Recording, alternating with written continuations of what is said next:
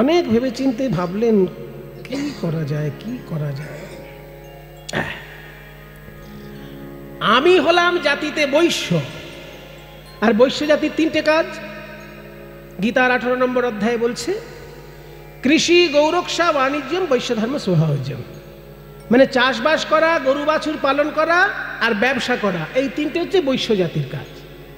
চাষবাস করার জন্য বলরামের কাঁধে লাঙল আছে, আর ব্যবসা করার জন্য নন্দরাজা মাঝে মাঝে মথুরায় যায়, আর গরু বাছুর পালন করার জন্য আমার কাছে বাঁশি আছে। এই তিনটে আমাদের কাজ বৈশ্য জাতি। আমাদের থেকে উপরে হচ্ছে ক্ষত্রিয়, তাদের 7টি কাজ। কি কি? শৌর্য, তেজ, ধৃতির দাক্ষ্যম, যুদ্ধে চাপিয়ে পলায়নম, দানম, ঈশ্বর ভাবশ্চ, ক্ষত্র ধর্ম স্বভাবজ। ক্ষত্রিয়ের বৈশিষ্ট্য 7টি। শৌর্য থাকবে, বীর্য থাকবে, ধৃতি মানে ধৈর্য থাকবে, দাক্ষ্যম মানে দক্ষতা থাকবে, যুদ্ধে অপলায়নম যুদ্ধে না পালানো, দান করা এবং ঈশ্বর ভাব মানে শাসন করার ক্ষমতা। এই 7টা হচ্ছে ক্ষত্রিয়ের বৈশিষ্ট্য। আর তার উপরে হচ্ছে ব্রাহ্মণ, তার 9টি বৈশিষ্ট্য। সম, দম, তপ, শৌচ, ক্ষান্তি, রাজ্যবমেবচ, জ্ঞানং, বিজ্ঞানম, আস্তিক্যং, ব্রহ্মধর্ম স্বভাবজম। সম মানে অন্তরিন্দ্রিয় সংযম, দম মানে বহিরিন্দ্রিয় সংযম, তপ মানে তপস্যা, শৌচ মানে পবিত্রতা, ক্ষান্তি মানে ক্ষমা, আর্জবম মানে সরলতা। সমদম, তপ, শৌচ, ক্ষান্তি, আর্জবম। জ্ঞানম মানে শাস্ত্রজ্ঞান, বিজ্ঞানম মানে শাস্ত্রের ঊর্ধ্বে যে ধ্যান করে জ্ঞান লাভ করা হয় তাকে বলে বিজ্ঞানম, আস্তিক্যম বিশ্বাস। এই 9টি হচ্ছে ব্রাহ্মণের ধর্ম। তাহলে আমি তো বৈশ্য, আমার উপরে ক্ষত্রিয়, তার উপরে ব্রাহ্মণ। তা আমি যদি এখন ব্রাহ্মণের কাজ করে দেখাতে পারি, রাধারানী অবাক হয়ে যাবে। কারণ আমার মুখে তো সারাক্ষণ হর হট হর হট, এই বাঁয়ে বাঁয়ে বাঁয়ে, সারাক্ষণ গরু তাড়ানো আমার কাজ। কিন্তু এই মুখে যদি আমি এক্ষুনি মন্ত্র বলা শুরু করি, রাধারানী অবাক হয়ে যাবে। অমনি প্রাণ গোবিন্দ তখন ব্রাহ্মণের ভাব নিয়ে শুরু করলেন মান চণ্ডীর পূজা। মানটাকেই চণ্ডী রূপে চিন্তা করে মান চণ্ডীর পূজা। তোরা দেখবি যদি আয়, তোরা দেখবি যদি আয়, তোরা দেখবি যদি আয়, তোরা দেখবি যদি আয়, তোরা দেখবি যদি আয়। মান চণ্ডীর পূজা করে, মান চণ্ডীর পূজা করে, রসশেখর শ্যামরায় দেখবি যদি আয়, তোরা দেখবি যদি আয়। মান চণ্ডীর পূজা করে, রসিক শেখর শ্যামরায় দেখবি যদি আয়, তোরা দেখবি যদি আয়। করতল জবা ফুল, আখি জল গঙ্গা জল, করতল জবা ফুল, নাশমূল বিল্ল দল, করতল জবা ফুল, নাশমূল বিল্ল দল। চণ্ডী পূজা করতে গেলে জবা ফুল লাগবে, হাতের তলাটা লাল টকটকে, সেটাই যেন জবা ফুলের কাজ করছে। আর নাকের গোড়াটা, দুটো চোখ আর নাক যেন বেলপাতার মতো দেখা যাচ্ছে। করতল জবা ফুল, নাশামূল বিল্ল দল, করতল জবা ফুল, নাশামূল বিল্ল দল। গঙ্গা জল, আখি জল গঙ্গা জল,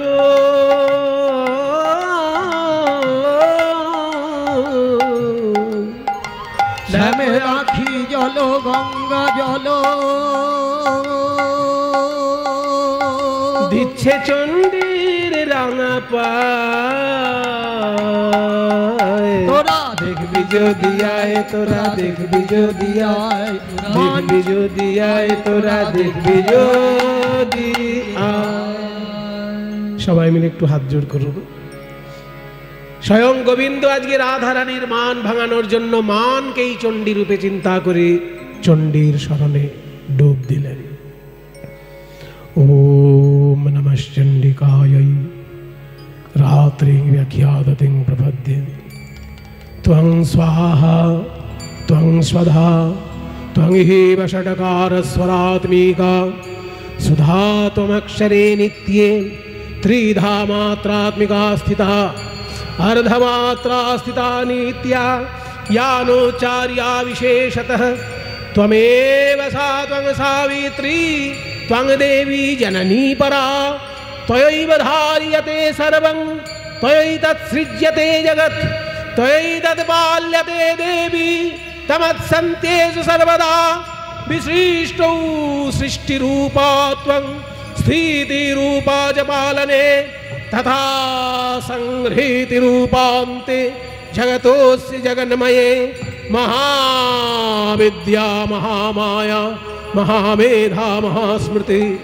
महामोहा च भवति महादेवी महाशुली प्रकृतिस्थं हि सर्वस्य गुणत्रय विभाविनी कालरात्रिर्महारात्रिर्मोहरात्रिशदारुणा त्वं श्री त्वमीश्वरी त्वं ह्रीस्तं बुद्धिर्बोधलक्षणा लज्जा पुष्टिस्तथा तुष्टिस्त्वं शान्तिः शान्तिरेव च खड्गिनी शूलिनी घोरा गदिनी चक्रिणी तथा शङ्खिनी चापिनी बाण भूषुणी परिघायुधा सौम्या सौम्यतराशेष सौम्यभ्यस्त्वति सुन्दरी परापराणां परमा त्वमेव परमेश्वरी परानं परमा तमेव परमेश्वरी परापरानं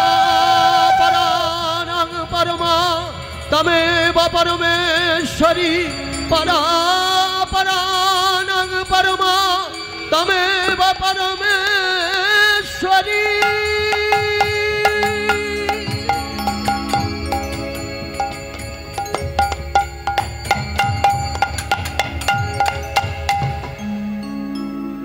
সারাক্ষণ যার মুখে গরু তড়ানোর আওয়াজ, তার মুখে কঠিন কঠিন সংস্কৃত শ্লোক, ললিতা বিশাখা সবার গালে হাত।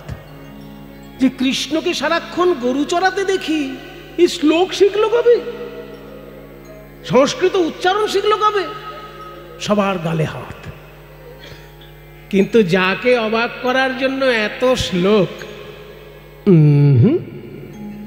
তার কিন্তু কোনো ভ্রুক্ষেপ নেই।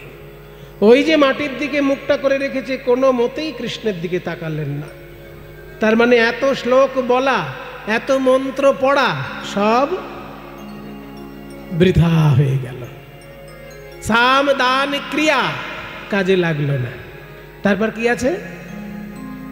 এবার কিন্তু আওয়াজ কমে এসেছে, এই তো পাওয়া গেছে, আওয়াজ পাওয়া গেছে। ভেদ, ভেদ মানে ভেদাভেদ। তুমি ছোট, আমি বড়, এইটা একবার প্রমাণ করে দেওয়া। তা শ্রীকৃষ্ণ চিন্তা করলেন, এক্ষুনি আমি প্রমাণ করবো যে রাধারানীর কোনো মূল্যই নেই। যখন আপনারা বৃন্দাবনে যান, তখন রাধারানীর জয়ধ্বনি দেন না? কেউ কি বলেন জয় শ্রীকৃষ্ণ?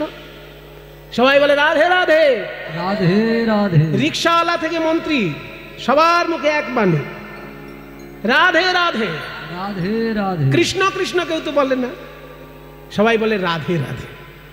কিন্তু কেন বলে রাধে রাধে? রাধারানী কৃষ্ণের প্রিয়তমা বলেই তো বলে। রাধারানী যদি কংসের প্রিয়তমা হতো, কেউ রাধে রাধে বলতো? রাধারানী যদি কংসের প্রিয়তমা হতো, কেউ রাধে বলতো না। কৃষ্ণের প্রিয়তমা বলেই তো লোকে রাধে রাধে বলে। তা তোমার মূল্যটা কি তাহলে? আমার প্রিয়তমা বলেই তোমার নাম সারা পৃথিবীতে এত লোকে শ্রদ্ধা সহকারে নেয়। রাধা বলে যে না, একদম মাথা কিনে নিয়েছে সবাই। এবার শোনো, সত্য যুগে তুমি কোথায় ছিলে? আমি বারবার অবতার হয়েছি জগতের কল্যাণের জন্য। সত্য যুগে আমার কতগুলো অবতার হয়েছে জানো ও মায়েরা?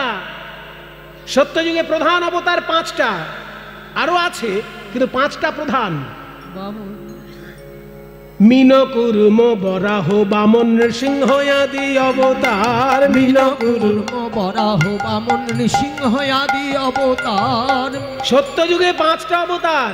মিন মানে মৎস্য অবতার, কুর্ম কচ্ছপ কুর্ম অবতার, বরাহ বরাহ, বামন নৃসিংহ, যদিও আগে নৃসিংহ তারপর বামন। এখানে পদাবলী ছন্দ মিলের জন্য একটু শেষটা পরে করে দিয়েছে। তাহলে মৎস্য, কুর্ম, বরাহ, নৃসিংহ, বামন, এই 5টা অবতার সত্য যুগে। আমি তো ছিলাম। রাধা বলে কিছু ছিল তখন?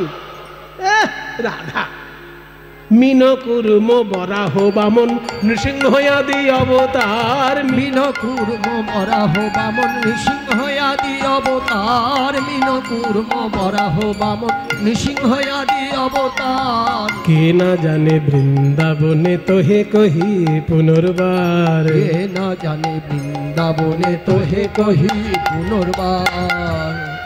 এটা গেল সত্য যুগে 5 বার আমি এসেছি জগতের কল্যাণের জন্য।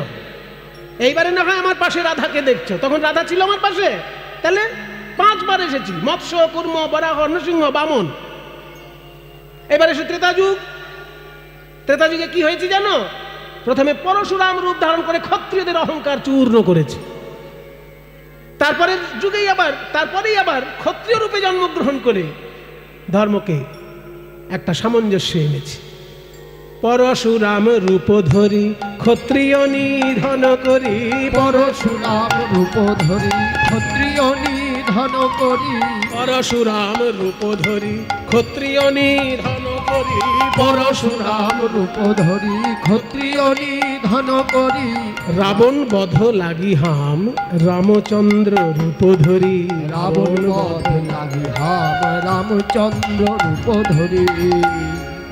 ব্রাহ্মণ রূপে জন্মগ্রহণ করে পরশুরাম রূপে ক্ষত্রিয়ের অহংকার চূর্ণ করেছে। আবার ক্ষত্রিয় রূপে রাম রূপে জন্মগ্রহণ করে ওই রাবণের অহংকার চূর্ণ করেছে। তাহলে যুগে যুগে কখনো আমি বৈশ্য হচ্ছি, কখনো ক্ষত্রিয় হচ্ছি, কখনো ব্রাহ্মণ হচ্ছি। যখন আমার যেমন ইচ্ছে তেমন রূপে জন্ম নেব। কোথায় তুমি তখন? আর বৃন্দাবনে আমি যে যে কাণ্ড করেছি, করুক দেখি রাধারানী একটা। পুতনা বধ করেছে রাধারানী কোনো পুতনা বধ? পুতনায় আদি সকট ভঞ্জন কালীয় দমন কথা।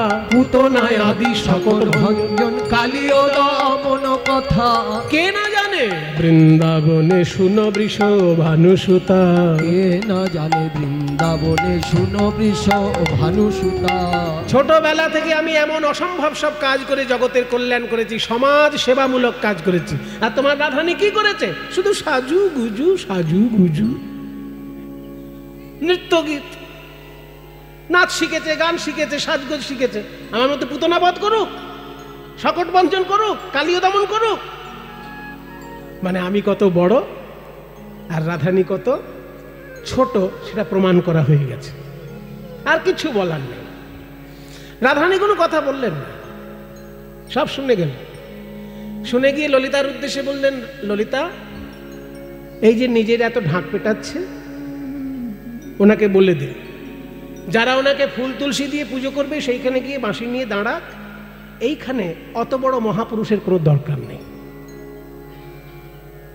এই কুঞ্জে আমার এখানে চলবে প্রভুত্ব। এখানে আমি যা বলবো সেটাই শেষ কথা। এই কুঞ্জের মধ্যে ওই অত বড় মহাপুরুষের কোনো দরকার নেই। যারা ওনাকে পুজো করবে ফুল আর তুলসী দিয়ে কেঁদে কেঁদে সেইখানে গিয়ে বাঁশি নিয়ে দাঁড়াক, বলে দে। তার মানে এত যে নিজের মহিমা প্রখ্যাপন, সব কিছুর উপর জল ঢেলে দেওয়া হলো। ভেদাভেদেও কোনো কাজ হলো না। সাম দান ক্রিয়া ভেদ ব্যর্থ হয়ে গেল। এবার কি ছিল? উমা মনে রেখেছে কিন্তু এদিক দিয়ে আওয়াজ এসেছে। নতি সাম দান ক্রিয়া ভেদ নতি বেক্ষার সান্তরে। নতি বলে দিয়েছে। নতি মানে কি বলেছিলাম? পায়ে ধরা। এইবার সেই গোবিন্দের পায়ে ধরার বিখ্যাত গান।